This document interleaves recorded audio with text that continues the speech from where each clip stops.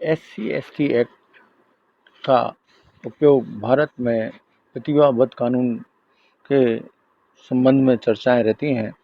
भारत के संविधान में अनुच्छेद 14 में विधि के समक्ष समानता का प्रावधान किया गया है। अनुच्छेद 15 में धर्म, मूलवंश, जाति, लिंग, जन्म स्थान के आधार पर विभेद का प्रतिषेध करने का प्रावधान किया गया है। अनुच्छेद 16 में लोक नियोजन के विषय में अवसर की समता का प्रावधान किया गया है। वर्तमान समय में जो देख रहे हैं कि समानता निरंतर बदलती हुई प्रगति कारक और उस तरीके से भारत में स्थिति है। वास्तव में संविधान के अनुच्छेद 17 के तहत पहले अस्पृश्यता की प्रथा बाबत कहकर उस प्रथा के उन्मूलन के लिए नागरिक अधिकारों का संरक्षण अधिनियम बनाया गया था। उसके पश्चात 1989 में अनुसूचित जाति जनजाति अत्याचार निवारण अधिनियम बनाया गया, जिनका उद्देश्य दलितों के साथ भेदभाव की प्रथाओं के उन्मूलन और युगों से चली आ रही परंपरा अस्पृश्यता की विधि के संबंध में जो भी रूढ़ी या प्रथा थी उसकी समाप्ति के लिए और इस जाति के लोगों के सशक्तिकरण के लिए किए जाने का उपयोग करके इसको सुधारात्मक रूप में बताते हुए लागू किया गया। वास्तव में ऐसे सामाजिक कानून की भावना को लागू करने के संबंध में जो प्रावधान किए गए और जो उपाय बताए गए, ऐसा कहा गया कि बहुत से नागरिक अधिकारों से वंचित हैं, उन्हें तिरस्कार, अपमान, परेशानियों का शिकार होना पड़ता है और उनको जीवन में ऐसी घटनाएं होती हैं जिससे उनकी जीवन संपत्ति से वंचित कर दिया जाता है, उनसे बंधुआ मजदूरी, बेगारी कराई जाती है और इस तरीके से सरकार द्वारा आवंटित भूमि का उपयोग करने में उनको दिक्कत होती है। उन्हें मलमूत्र जैसी अखाद्य वस्तुएं खाने पीने के लिए मजबूर किया जाता है और सामूहिक हत्या या सामूहिक बलात्कार, अत्याचार जैसी घटनाओं का आधार लेकर इस तरीके के कानून को बनाने की स्थिति की गई है। वर्तमान समय में और पहले से प्रचलित कानून जो थे वो अपने तरीके से जो भी लोकतांत्रिक या सामाजिक अधिकारों से वंचित या भेदभाव या शोषण के संबंध में स्थितियां थीं, उसके लिए प्रभावी रूप से प्रचलित थे और समय समय पे उनमें संशोधन करके और भी प्रावधान किए गए हैं। वास्तव में अनुसूचित जाति जनजाति अत्याचार निवारण अधिनियम में जो भी दंड के कठोर प्रावधान किए गए हैं, वो प्रावधान जो भी बलात्कार के संबंध में भारतीय दंड संहिता में प्रावधान है उस स्तर के नहीं हैं और भारतीय दंड संहिता में वो प्रावधान अनुसूचित जाति जनजाति अधिनियम से ऊंचे हैं, मतलब और कठोर कारावास के प्रावधान पहले से प्रचलित हैं। इस तरीके के मामलों में अर्थात SC/ST के मामले में एक विशेष तरीके से एक विशेष जाति वर्ग के लोगों को सामान्य जाति वर्ग के लोगों की द्वारा किए जाने वाले अपराधों के संबंध में संरक्षण के लिए कानून बनाया गया है, किंतु वास्तव में कानून का विपरीत प्रयोग जो अनुसूचित जाति जनजाति अत्याचार निवारण अधिनियम के तहत परिवादी पक्ष होता है उसके द्वारा या वो लोग जिनसे मिले रहते हैं राजनीतिक कारणों से और कोई प्रतिशोध लेने के लिए या अन्य किसी तरीके से दूसरे पक्ष को दबाने के लिए और सरकार द्वारा दिए जा रहे आर्थिक लाभों को प्राप्त करने के लिए इसका पूर्णतः दुरुपयोग कर सकते हैं। ये कानून अपने आप में अपने देश में पूर्णतः उचित नहीं है, उसके बहुत से खामियां हैं। और जो संविधान में व्यक्त किया गया है कि धर्म, मूल, जाति, लिंग, जन्म स्थान के आधार पर विभेद नहीं किया जाएगा, इसमें वो भी किया गया है।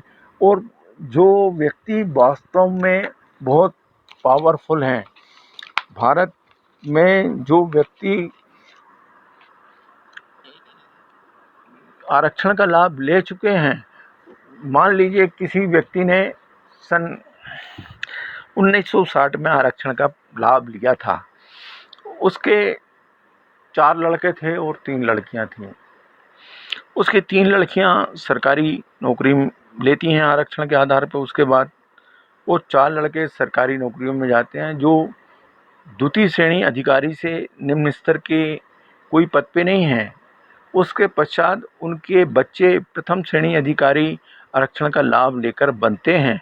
इस तरीके से जो प्रतिभा का वध किया जाता है, उसका एक छोटा सा उदाहरण बताया मैंने। अब बात आती है SC/ST एक्ट के केसों से किस तरीके से सामान्य लोगों से बदला लिया जाता है और उन्हें परेशान किया जाता है। और सामान्य जन से हटके ये कानून अपने आप में विरोधाभासी है।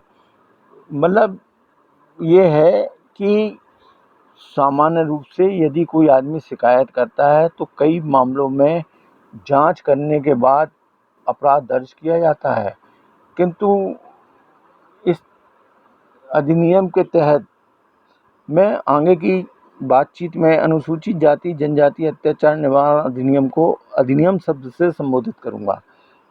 अर्थात अधिनियम के अपराधों में कोई व्यक्ति शिकायत करता है तो उसमें जांच के लिए कोई ज़रूरत नहीं है, और इस तरीके की मामलों की जांच के लिए भी उप पुलिस अधीक्षक लेवल के अधिकारी के द्वारा जांच करने का प्रावधान किया गया है। जबकि भारत में 302 या अन्य अधिकतम बड़े अपराधों के लिए भी थाना प्रभारी लेवल का अधिकारी जांच कर लेता है। इसके अलावा इस तरीके के मामलों में 60 दिन में जांच करने, 60 दिन में निर्णय करने और उन मामलों के संचालन के लिए सत्र न्यायालय लेवल के विशेष न्यायालय के गठन का प्रावधान किया गया है। 60 दिन में जांच करने का प्रावधान किया गया है और चालान पेश होने पर अर्थात अभियोग पत्र पेश होने पर 60 दिन में निर्णय का प्रावधान किया गया है। और विचारण न्यायालय अर्थात विशेष न्यायालय के निर्णय के खिलाफ अपील उच्च न्यायालय को होगी, और अपील के संबंध में यदि जमानत का आदेश मंजूर हुआ है या निरस्त हुआ है, उसकी अपील भी उच्च न्यायालय को होगी। इस तरीके से जो विशेष प्रावधान किए गए हैं उसके बारे में मैं चर्चा कर रहा हूँ। इस तरीके के मामलों के संचालन के लिए विशेष लोक अभियोजक बनाया जाएगा या अनन्य विशेष लोक अभियोजक बनाया जाएगा। और इस तरीके के मामलों में कोई भी कार्रवाई जो होती है उसकी सूचना पीड़ित व्यक्ति को पहले दी जाएगी। जमानत का आवेदन लगता है या अन्य कोई कार्रवाई अभियुक्त के द्वारा न्यायालय में की जाती है तो उसकी सूचना भी उनको पहले दी जाएगी। उसके बाद आगे कार्रवाई होगी, जो कि अन्य किसी भी तरीके के अपराधों के मामले में भारत में प्रचलित नहीं है। इसी तरीके से इस अधिनियम के प्रावधान जो भी हैं वो अन्य भारत में प्रचलित विधियों के ऊपर अध्यारोही प्रभाव रखते हैं। और सबसे महत्वपूर्ण बात जो है, इस तरीके के अपराध के मामलों में फरियादी को 85,000 रुपये से 8,25,000 रुपये आर्थिक सहायता दी जाती है। अब सहायता किस तरीके से दी जाती है? कुछ मामलों में रिपोर्ट होने पर 25% सहायता दे दी जाती है, जो भी राशि है मैंने अभी ऊपर बताई। उसके पश्चात 50% जब अभियोग पत्र पेश होता है उस समय दे दी जाती है, और विचारण न्यायालय द्वारा सजा होने पर शेष 25% राशि दे दी जाती है। और कुछ मामलों में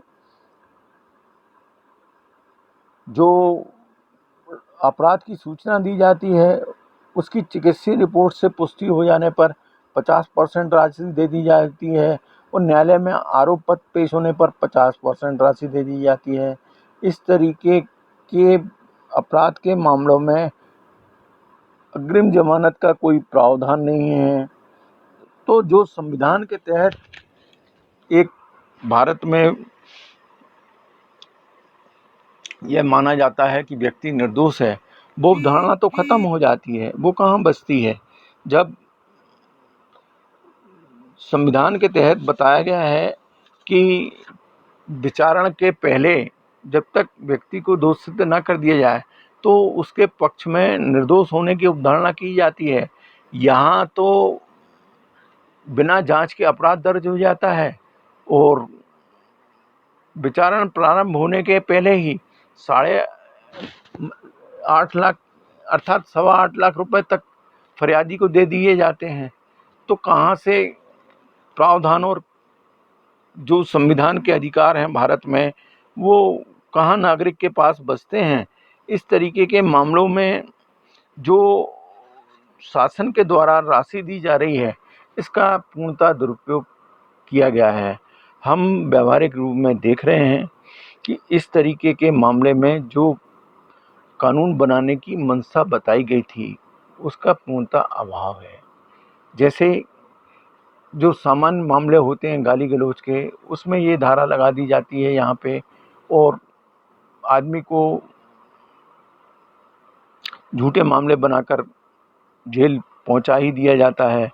और धारा 354 और धारा 376 के मामले और पास्को एक्ट के मामले, जो कि इस समय झूठे भी बनते हैं और जो भी स्थितियाँ हैं, तो जो लाभ दिए जा रहे हैं 2 लाख और 8.25 लाख, उसके तहत इस तरीके के मामलों की बाढ़ आ गई है, झूठे मामलों की।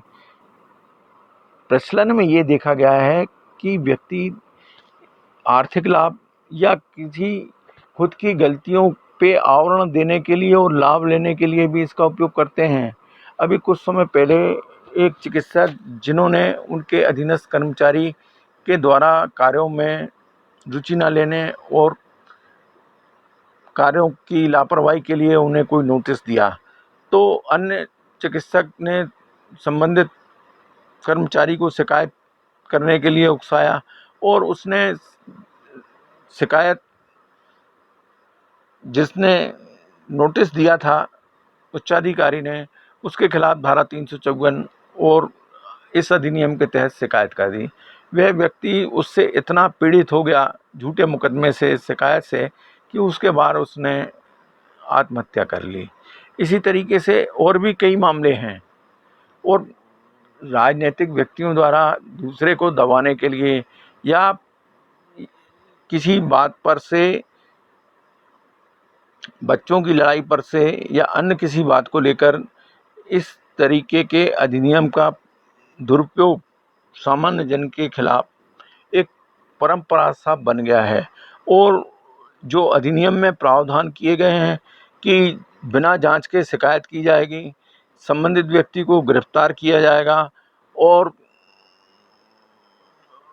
मतलब अन्य कोई अवधारणाएं भी बनाई गई हैं, तो इसके तहत संबंधित जिसके खिलाफ झूठी शिकायत हुई है, उसका और उसके परिवार का और उसके हितचिंतकों का तो जीवन ही एक तरीके से अपराध हो जाता है। और भारत जैसे देश में जन्म के साथ ही जहां प्रतिभा का हनन होता है और बद ही कर दिया जाता है कि 40% वाला 90% वाले के ऊपर सिलेक्शन लेगा, शिक्षा में, नौकरी में, अन्य स्थितियों में, और उस लाभ के पश्चात आगे नौकरी में भी वो जो प्रमोशन है या अन्य कार्रवाइयाँ हैं उसमें उपयोग करेगा, तो क्या स्थिति होगी।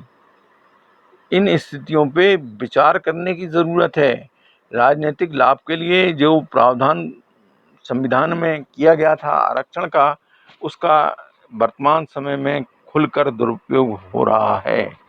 इसको जनता और जन चर्चा में समझा जा सकता है। और यह नियम, जो भी अधिनियम है और इसके संबंध में जो भी नियम बनाए जा रहे हैं, उनका पूर्णतः दुरुपयोग हो रहा है। नियम बनाने वालों को अर्थात सरकार को और उन्हें इस संबंध में विचार करने की ज़रूरत है। सिर्फ वोटों के लिए, राजनीति के लिए इस तरीके के प्रावधान भारत में प्रतिभाशाली लोगों को विगत 60-70 वर्षों से आत्महत्या के लिए प्रेरित करते हैं और उनकी प्रतिभा का हनन करते हैं। और आज के समय में हम देख रहे हैं अस्पृश्यता और बाकी चीज़ें कहाँ बची हैं। हम ये देख रहे हैं कि जो कचरा उठाने वाली गाड़ी आती है उसमें सामान्य उच्च जाति के लोग उस काम में लगे हुए हैं और ये कथित अनुसूचित जाति जनजाति के व्यक्ति संबंधित कार्यालयों में बड़े अधिकारी हैं। इसकी जानकारी आप कई नगरों से ले सकते हैं और जो भी स्थिति है वो स्पष्ट है। जैसा मैंने उदाहरण में बताया कि एक बार आरक्षण का लाभ लेने के बाद 2 पीढ़ियां लाभ ले चुकी हैं, उसके बाद आगे की भी पीढ़ियां लाभ ले रही हैं और इस तरीके से जो क्रीमी लेयर है, अब सांसद के परिवार के लोग इस तरीके के लाभ ले रहे हैं और बाकी लोग लाभ ले रहे हैं जिनकी 25 एकड़ ज़मीन है, लाखों करोड़ों रुपए की आमदनी है, संपत्ति है। तो इस तरीके से सामान्य जन का कब तक शोषण करेंगे इन कानूनी प्रावधानों के तहत, इसके लिए विचार करने की बहुत ज़रूरत है। वास्तव में सामान्य जन भारत में जन्म के साथ ही जातिगत कारण से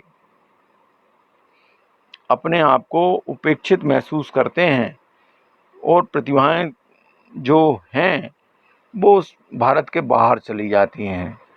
तो इसलिए बहुत ज़रूरत है कि विचार करें और ये अनुसूचित जाति जनजाति अत्याचार निवारण अधिनियम 1989 और जो नियम हैं उन्हें तत्काल प्रभाव से समाप्त किया जाए।